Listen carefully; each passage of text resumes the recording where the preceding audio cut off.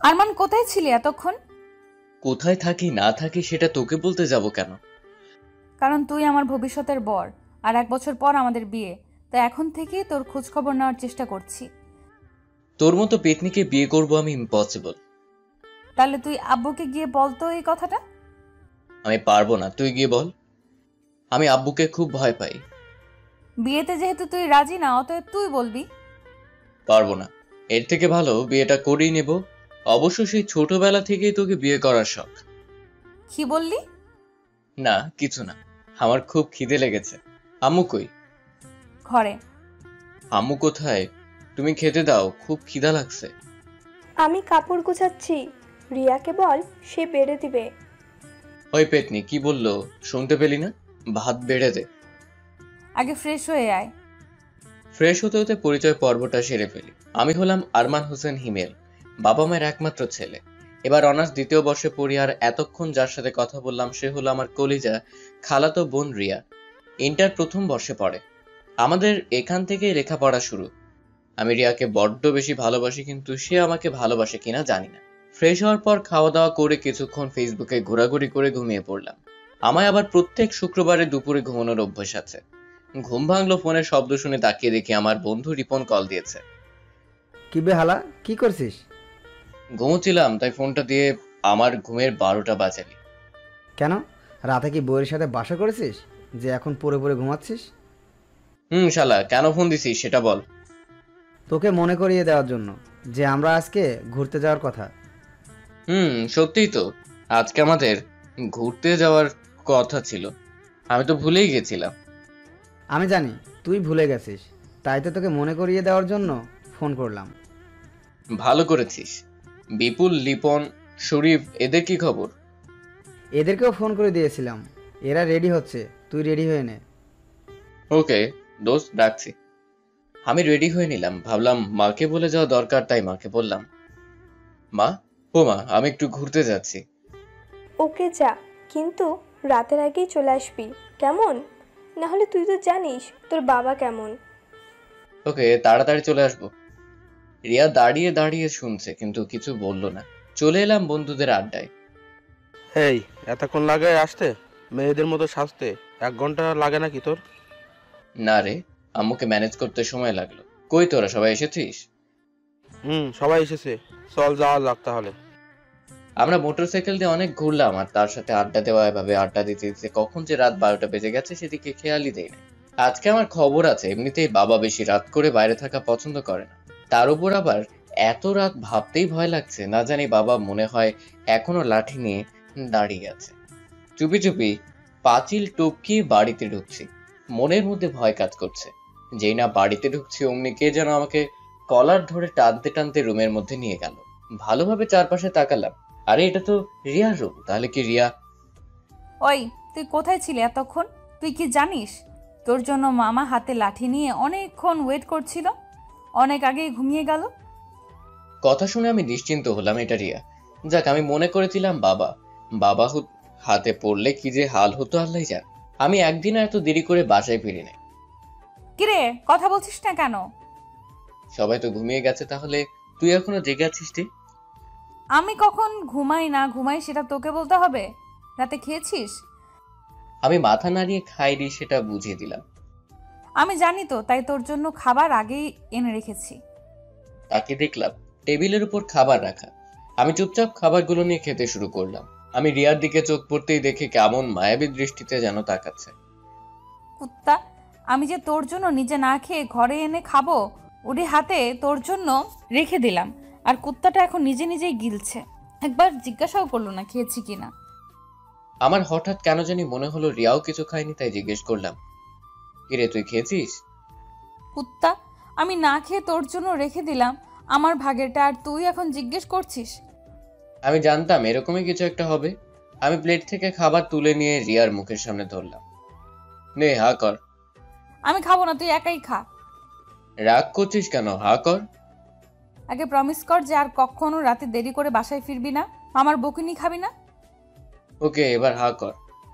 আমি ওর মুখে খাবার তুলে দিতে লাগলাম। ও এমন ভাবে খাচ্ছে যেন 2 দিন থেকে কিচ্ছু খায়নি। আমার জন্য পাগলিটা না খেয়েছিল, আমি জানি। আমি না খেলে পাগলিটাও খাবার মুখে নেয় না। খাওয়া শেষ করে রিয়া প্লেটগুলো রেখে আসলো। আমি আমার ঘরের দিকে রওনা দিলাম ঘুমানোর জন্য। কোথায় যাচ্ছিস? ঘরে যাচ্ছি, ঘুম ধরছে, ঘুমাবো। তোর ঘরে তালা দিয়ে রেখেছে মামা। কি? তাহলে এখন কোথায় ঘুমাবো? এখানেই আমার রুমে শুয়ে পড়। আমি এখানে শুলে তুই নিজেকে কন্ট্রোল করতে পারবি না। তোর মতো গরুর জন্য আমি নিজেকে সামলাতে পারবো না। হাসালি রে, আমাদের মাঝে কোলবালিশ থাকবে ওকে। আজকে পরিস্থিতি এরকম বলে কিছু বললাম না, নইলে তোরে কি যে করতাম আল্লাহ খোদাই জানে। হয়েছে, কিছু করা লাগবে না, ঘুমা। রিয়া ঘুমিয়ে গেল, কিন্তু আমার ঘুম আসছে না। পাশে একটা সুন্দরী মেয়ে থাকলে কি করে ঘুমাবো বলেন? একটু পর ড্রিম লাইটের আলোয় দেখলাম রিয়া নড়াচড়া করছে। রিয়াও কি আমার মতো ঘুমোতে পারছে না নাকি কে জানে? হতে পারে আমার মতো বড় একই অবস্থা। আরো একটু পর খেয়াল করলাম রিয়া আমাদের মাঝখানে থাকা কোলবালিশটা বিছানা থেকে ফেলে দিল। আমি শুধু দেখতে থাকলাম রিয়ার কাণ্ডগুলো। ড্রিম লাইটের আলোয় দেখলাম রিয়া আমার কাছে আসছে, তাই আমি আমার চোখ দুটো বন্ধ করলাম আর খেয়াল করতে লাগলাম কি করছে রিয়া। আমি অনুভবে বুঝতে পারলাম রিয়া আমার কাছে চলে এসেছে। আগে যেখানে কোলবালিশ ছিল ঠিক সেই জায়গায় রিয়া এখন। আমি তো চোখ বন্ধ করেই আছি। রিয়া আস্তে আস্তে আমাকে জড়িয়ে ধরলো। আমি বিদ্যুতিক শক খেলাম এরকমটা মনে হলো। রিয়া আস্তে আস্তে আমার এতটাই কাছে এলো যে তার প্রতিটা শ্বাস প্রশ্বাস আমি টের পাচ্ছি। আমি যেহেতু ওর দিকে ঘুরে শুয়েছিলাম, তাই রিয়া আমাকে জড়িয়ে ধরাতে সুবিধা হচ্ছিল, এটা আমি বেশ বুঝতে পারছিলাম। তো সে আমার এতটাই কাছে আসছিল যে ওর নাক আর আমার নাক একসাথে লেগে গেছে। মাঝে মাঝে ওর ঠোঁট আমার ঠোঁটে আমতো করে স্পর্শ হচ্ছে। আমি কি করব কিছুই বুঝতে পারছিলাম না। এদিকে এসি থাকা সত্ত্বেও আমার শরীর ঘামতে শুরু করেছে।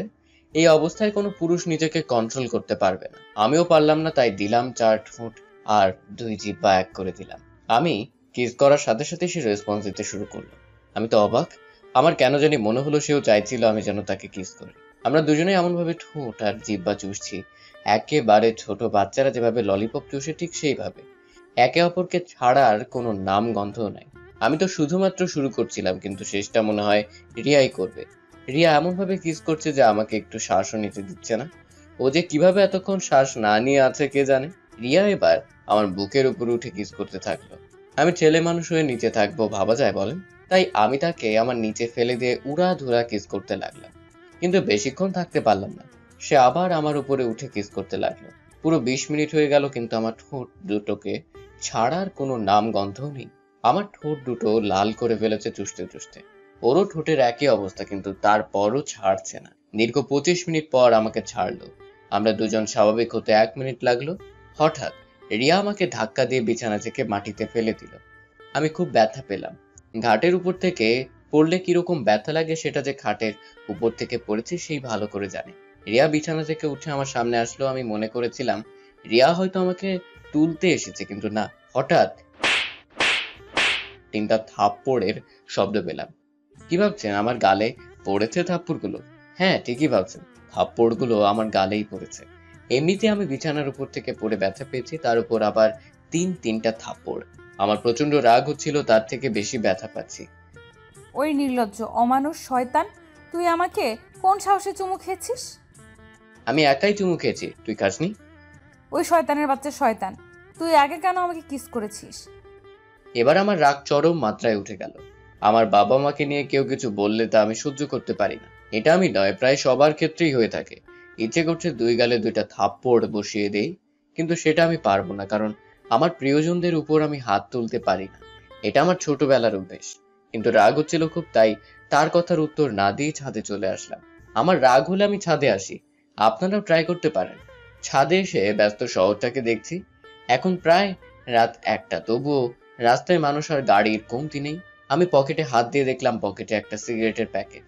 এই একমাত্র সিগারেটই ছেলেদের কষ্ট দূর করতে পারে। ছাদের এক কোণে দাঁড়িয়ে সিগারেটের ধোঁয়া উড়াচ্ছি আর ভাবছি একটু আগের ঘটে যাওয়া ঘটনাগুলো। আমার বড্ড অভিমান হচ্ছে রিয়ার ওপর। দোষ কি আমার একার ছিল? তারও তো দোষ ছিল। তাহলে কেন শুধু শুধু আমাকে মারলো? কই, আমি তো কখনো ওর উপর হাত তুলিনি। রিয়াকে শাস্তি দেওয়া উচিত। অনেক ভেবে বের করলাম রিয়ার সাথে কথা বলবো না। এটাই ওর সব থেকে বড় শাস্তি। প্রিয়জন কাছে থেকেও কথা না বলাটা কতটা কষ্টের তা কেবলমাত্র যারা প্রেম করে তারাই জানে। সকালে ঘুম ঘুম চোখে তাকিয়ে দেখলাম রিয়া আমাকে ধাক্কা দিয়ে তোলার চেষ্টা করছে। আমি আর একটু ভালোভাবে তাকিয়ে দেখলাম আমার ডান হাতে অর্ধেক খাওয়া সিগারেটটা এখন আছে। রিয়া রাগী সুরে বলতে শুরু করলো, আরমান, কখন থেকে ডাকছি তোকে, ওঠ। আর তোর হাতে সিগারেট কেন? তোকে না বলেছি তুই কোনোদিন সিগারেট খাবি না? আমি রাতের শাস্তির কথা অনুযায়ী রিয়ার সাথে কথা বলছিলাম। কি রে, কথা বলছিস না কেন? বোবা হলি নাকি? আমি কোনো কথাই বলছি না। অর্ধেক খাওয়া সিগারেটটা তখন আমার হাতেই ছিল। আমি অর্ধেক খাওয়া সিগারেটটা আবার প্যাকেটে ঢুকিয়ে তাকে বোঝানোর চেষ্টা করলাম যে তার কথা শুনতে আমি বাধ্য নই। নিচে চলে আসলাম। আসার সময় পেছনে তাকিয়ে দেখলাম রিয়া আমার দিকে করুণ দৃষ্টিতে তাকিয়ে আছে। হয়তো রাতের জন্য সরি বলতে চাচ্ছে। নিচে চলে আসলাম। এসে দেখি বাবা আমার দিকে রাগান্বিত দৃষ্টিতে তাকিয়ে আছে। আমি সোজা গিয়ে বাবার পা দুটো জড়িয়ে ধরলাম। আমাকে মাফ করে দাও আব্বু, এরকম আর করবো না। আমার দুর্বল দিকটা খুব ভালো করে জানিস, তাই না? আমি যখনই রাগ করে কিছু বলতে যাব তখনই তুই আমার পা দুটো জড়িয়ে ধরিস। আর তখন তুমি আমাকে মাফ করে দাও। কি করবো বল? তোর উপর আমি যে বেশিক্ষণ রাগ করে থাকতে পারি না। কালকে থেকে আর এরকম করবি না। রাত 10টার আগে বাসায় ফিরবি, ঠিক আছে? ওকে আব্বু, ঠিক আছে। চল এখন নাস্তা করে নেই। চলো। নাস্তা করার সময় রিয়াই আমাদের নাস্তা বেড়ে দিচ্ছিল। তো আমাকে জিজ্ঞেস করলো, আরমান, তোকে আরো রুটি দেবো? আমি তার প্রশ্নের উত্তরে কিছুই বললাম না। তাই এবার মা জিজ্ঞেস করলো, কি রে, তোর রুটি লাগবে? না মা, আর খাবো না। এই বলে আমি উঠে চলে আসলাম। কলেজ যাওয়ার জন্য তৈরি হচ্ছি, তখনই কে যেন আমার রুমের মধ্যে প্রবেশ করলো। ভালোভাবে তাকিয়ে দেখলাম রিয়া। রিয়া আমার রুমের মধ্যে ঢুকে দরজা লাগিয়ে দিল। আমি তো অবাক। আমি যতটা অবাক হচ্ছি তার থেকে বেশি ভয় পাচ্ছি। না জানি কি করে এখন আমার সাথে। রিয়া সোজা দৌড়ে এসে আমার দুই কলার আর দুই হাত দিয়ে চেপে ধরলো আর বক বক করে কথা শোনাতে লাগলো। যেভাবে কলার ধরেছে সেভাবে পুলিশ আসামিকেও ধরে না মাইরি। ওই কুত্তা, তুই আমাকে কি ভেবেছিস? তুই আমার সাথে কথা বলবি না, আমাকে অবহেলা করবি, আর আমি এগুলো চুপচাপ সহ্য করব? আমি কিছু বলছি না, মাউথ স্টপ করে আছি। আর ওদিকে রিয়া বক বক করেই চলছে। এবার রিয়া কলার ছেড়ে দিয়ে এবারও থেবড়ো কিল ঘুষি দিতে লাগলো আমার বুকের মধ্যে। চুপ করে আছিস কেন? কথা বল। তুই তুই না কথা বললে আমি কার সাথে ঝগড়া করব? আমি মনে মনে বলছি, দেখ এবার কেমন লাগে আমাকে চড় মারা, তাই না? সামনে তোমার জন্য আরো টুইস্ট আছে জানো, দেখতে যাও কিয়া হোতা হ্যায়। রিয়া আবার কলার চেপে ধরলো। রিয়া এবার আমার এতটাই কাছে চলে এসেছে যে তার চিল্লানি আর বকবকানির ফলে তার মুখ থেকে থুতু এসে আমার মুখের উপর পড়ছে। আমার পায়ের উপর পা দিয়ে আমার সমতা হওয়ার চেষ্টা করতেছে। কথা বলবি না তাই না? তাহলে দেখ আমি কি করি। একটা কিসের জন্য কত কিছু হয়েছে, তাই না? এখন আরেকটা কিস দিয়ে পুষিয়ে দেব। এসব বলে ও ঠোঁট জোড়া আমার ঠোঁটের কাছে এগোতে লাগলো। ও এতক্ষণ থেকে যা করছে আমি চুপ করে শুধু দাঁড়িয়ে দাঁড়িয়ে দেখছিলাম এবং শুনছিলাম। এবার আমার করার পালা। আমি আমার ঠোঁট দুটো হাত দিয়ে ঢেকে ধরলাম, ফলে সে তার ঠোঁট আমার ঠোঁটের সাথে লাগাতে পারছিল না। মাঝখানে হাত বাধা দিচ্ছে। আমি রিয়াকে কিস করতে দিচ্ছিলাম না, কারণ সে কিস করে আবার সেই চড়ে মারবে। পাগলি মেয়ে, কিছু বলা যায়। আমি তাকে সরিয়ে ব্যাগটা কাঁধে নিয়ে কলেজের উদ্দেশ্যে রওনা দিলাম। রিয়া আজকে মনে হয় কলেজ যাবে না, ওর ভাবসাব দেখে তো তাই মনে হচ্ছে। আমি চলে আসলাম কলেজে ঠিকঠাক ক্লাস করলাম। কলেজ শেষ করে রওনা দিলাম। উদ্দেশ্য বাবার কোম্পানি। বাবার কোম্পানির ভবিষ্যৎ এমডি তো আমি, তাই না? তাই একটু একটু আসতেই হবে, তাই না? তো সেখানে গিয়ে বাবার সব কর্মচারীর সাথে মত বিনিময় করলাম, তারপর বাবার কেবিনে গেলাম। বাবা আমাকে দেখে একটু বেশি খুশি হলেন। বাবার সাথেই অফিসের লাঞ্চটা সেরে নিলাম, তারপর বাবার কাজে একটু সাহায্য করলাম। না মানে ফাইল এগিয়ে দেওয়া, সাজিয়ে রাখা, এগুলোই সাহায্য করলাম বাবাকে। বাবার সাথে বাড়ি ফিরলাম। বাড়িতে এসে বই পড়া, হিন্দি ছবি দেখা, ফেসবুক চালা, টম এন্ড জেরি দেখা, এগুলো করতেই বিকেলটা কেটে গেল। রাতে খাওয়া দাওয়ার পর ফেসবুকিং করছি, তখনই কারো যেন নুপুরের শব্দ পেলাম। দৌড়ে দরজার সামনে গেলাম দেখার জন্য। দেখলাম রিয়া আমার রুমের দিকে আসছে। আমি তো অবাক, এত রাতে রিয়া কেন আমার রুমে আসছে? এখন রুমে আসলে না জানি কি করবে। আমি ঠাস করে দরজা লাগিয়ে দিলাম। এখন আর পেতনি কোথাকার, মনে মনে। রিয়া দরজার সামনে এসে অনেকবার দরজা ধাক্কালো, কিন্তু আমি খুললাম। দরজার বাইরে থেকে অনেক বকা দিল। এখন যদি আমাদের মাঝে দরজাটা না থাকতো তাহলে আমার যে কি অবস্থা হতো কে জানে। তারপর আরো কিছুক্ষণ বকাঝকা করে চলে গেল। ওহো, আমার জান ফিরে পেলাম। এখন আরামে ঘুমাই। মোবাইলের ডাটা অফ করে দিলাম। এক ঘুম। সকালে ঘুম থেকে উঠে আমি তো অবাক, হা করে তাকিয়ে আছি ঘড়ির দিকে। 11:30 বাজে। আজকে আমাকে কেউ ডাকলো না কেন? আজকে কি তাহলে কলেজ মিস হয়ে গেল? তৎক্ষণাৎ মনে পড়লো আজকে তো ফ্রাইডে, আজকে তো কলেজ বন্ধ। ও, এই জন্য তাহলে আজকে আমাকে কেউ ঘুম থেকে ডাকেনি। অন্যদিন হলে চায়ের কাপে আঙ্গুল দিয়ে উঠাতো রিয়া। আমি বৃহস্পতিবারেই বলে দিই রিয়াকে যে কাল শুক্রবার, তাই কালকে সকাল সকাল আমাকে ডাকবে না। তাই আজকে সকালে কেউ ডাকেনি। তো ঘুম থেকে উঠে ফ্রেশ হয়ে নাস্তার টেবিলে গেলাম নাস্তা করতে। আম্মু নাস্তা দাও। তা রাজকুমারের ওঠার সময় হলো বুঝি? না, তোমার রাজকুমারের এখনো ঘুম পূরণ হয়নি। আজকে সারাদিন ঘুমাবো। খুব ঘুম হয়েছে দেখছি রাজকুমারের। দাঁড়া, আগে একটা রাজকুমারী খুঁজে তোর বিয়েটা দিয়ে দেই, তারপর দেখি তুই কি করে এতক্ষণ ঘুমাস। আমি মুখ ফসকে বলে দিলাম, খোঁজার কি দরকার, আমাদের বাড়িতেই তো আছে আম্মু। আমি জানতাম তুই এই কথাই বলবি, আমি সব বুঝি। হয়েছে, তোমাকে আর বুঝতে হবে না, অত বুঝে লাভ নাই। এখন তাড়াতাড়ি নাস্তা দাও। তুই বস, আমি দিচ্ছি। নাস্তা করতে করতে আম্মুকে বললাম, আম্মু রিয়াকে তো দেখছি না, রিয়া কই? একটু বাইরে গেছে কিছু কেনাকাটা করতে। ও। তারপর নাস্তা করে রুমের মধ্যে চলে আসলাম। টিভিতে ক্রিকেট খেলা দেখছি। আমার আবার ক্রিকেট খেলা খুব পছন্দ, বিশেষ করে বাংলাদেশের খেলা একটাও মিস করি না। ক্রিকেট খেলতেও ভালোবাসি। কিছুক্ষণ পর কতগুলো মেয়েলি কণ্ঠে হাসাহাসির শব্দ শুনতে পাচ্ছি। এই হাসাহাসির রহস্য উদ্ঘাটন করার জন্য রুম থেকে বের হলাম। ও মা, তাকিয়ে দেখি রিয়া এবং তার বান্ধবীরা বকবক করছে আর পেতনির মতো হাসছে। হাই রিয়া, এই তো সুযোগ রিয়াকে রাগানোর। রিয়াকে রাগাতে আমার বড্ড ভালো লাগে। ফ্রিতে তার আগে লুকটা দেখতে পাই, তাই রিয়াকে সবসময় রাগাই। এখন দেখেন কিভাবে রিয়াকে রাগাই, জাস্ট ওয়েট অ্যান্ড ওয়াচ। তারপর রিয়ার বান্ধবী ওরফে পেতনিগুলোর কাছে গিয়ে একটা সোফার মধ্যে বসলাম। আমাকে দেখে রিয়া একটু বেশি খুশি হলো। মনে মনে বলছি, হাসি হচ্ছে তাই না, দাঁড়া দেখাচ্ছি তোর এই হাসি মুখ রাগের লাল করে দিব। আমাকে দেখে রিয়ার এক বান্ধবী কৌতূহল নিয়ে জিজ্ঞেস করলো, কি রে রিয়া, এটাই তোর হবু হাজবেন্ড? দেখতে তো সে। ঠিক তো। ইস, এটা যদি তোর হবু হাজবেন্ড না হতো তাহলে আমি প্রেম করতাম। এতক্ষণ ধরে আমি এদের কথোপকথন শুনছিলাম, এবার রিয়াকে দেখাবো আমার খেল। তো বাধা করেছে কে, প্রেম করেন আমার সাথে? তাকে দেখি রিয়া রাগে লাল হতে শুরু করেছে। সত্যি? কিন্তু আপনার তো রিয়ার সাথে বিয়ে ঠিক করা আছে। আমি বিয়ে করব রিয়ার মতো পেতনিকে? হাসালে।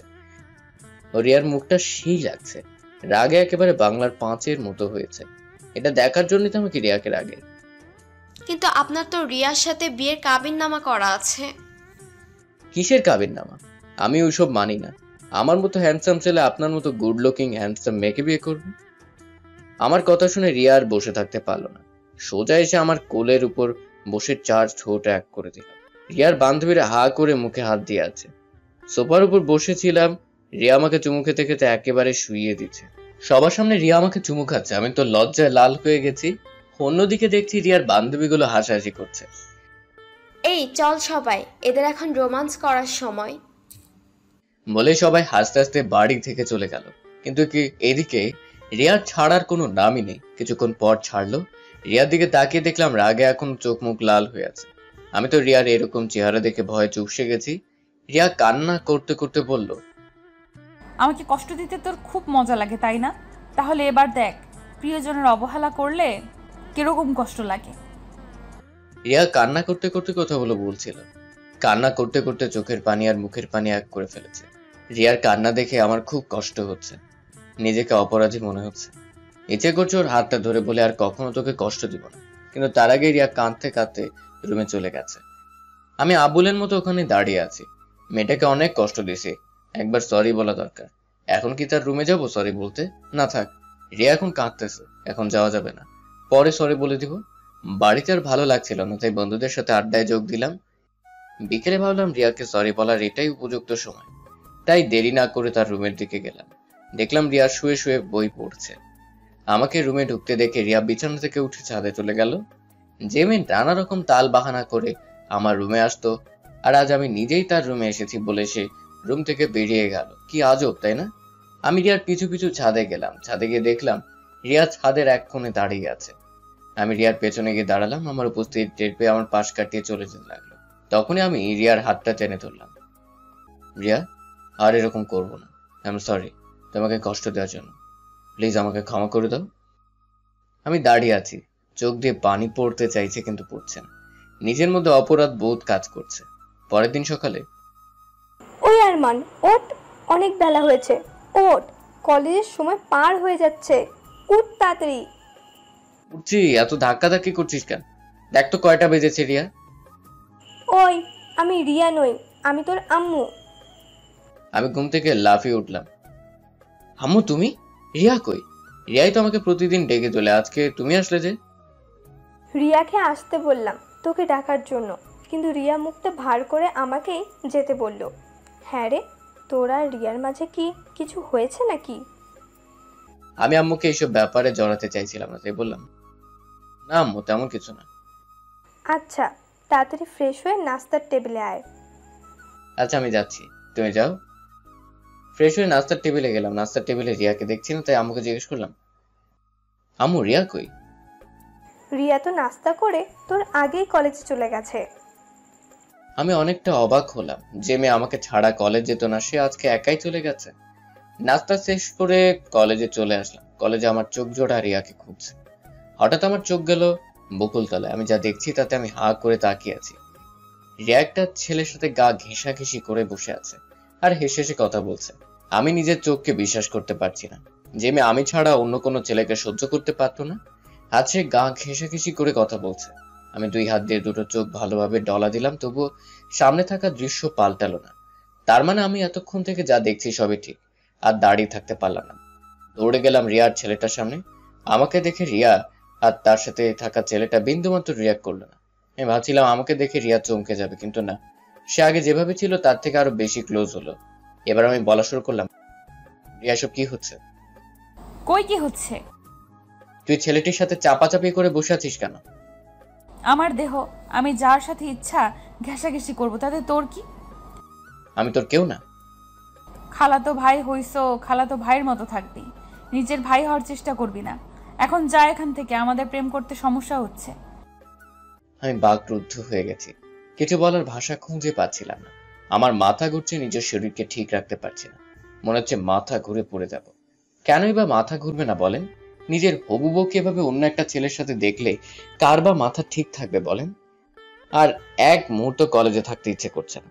বাড়ির উদ্দেশ্যে রওনা দিলাম। পথের মধ্যে একজনের কাছে সিগারেট ধরানোর জন্য দেশলাই চাইলাম, কিন্তু বলল নাই। দিলাম 4টা চর বসিয়ে। এভাবে হয়তো আগে কাউকে মারিনি। আমার চর দেখে অন্য আরেকজন শালাই নিয়ে এসে সিগারেটে আগুন ধরিয়ে মুখের মধ্যে দিল। হয়তো এরা আমাকে মাস্তান ভাবছে। আমি কি থেকে কি করছি নিজেও জানি না। আমি আউট অফ কন্ট্রোল হয়ে গেছি। বাড়িতে পৌঁছাতে পৌঁছাতে 1 প্যাকেট সিগারেট শেষ, তবুও কেন জানি নেশা মিটছে না। বাড়িতে প্রবেশ করতে মা জিজ্ঞেস করলো, কি রে, একটু আগেই তো গেলি, এখন আবার চলে আসলি যে? শরীর খারাপ করছে বাবা? কিছু হয় না এমন? কি কিছু হয়নি, তোকে দেখে স্বাভাবিক মনে হচ্ছে না। বল না বাবা, কি হয়েছে? ডাক্তার ডাকবো? বললাম তো কিছু হয় না। তুমি এক্ষুনি বাবাকে বাড়িতে আসতে বলো, আমার কিছু কথা বলার আছে। আম্মা আব্বুকে ফোন করলো। কই গো, তোমার ছেলে কেমন জানি করছে, এক্ষুনি বাড়িতে চলে আসো তাড়াতাড়ি। আম্মুর কথা শুনে আব্বু তাড়াতাড়ি বাড়িতে চলে আসলো।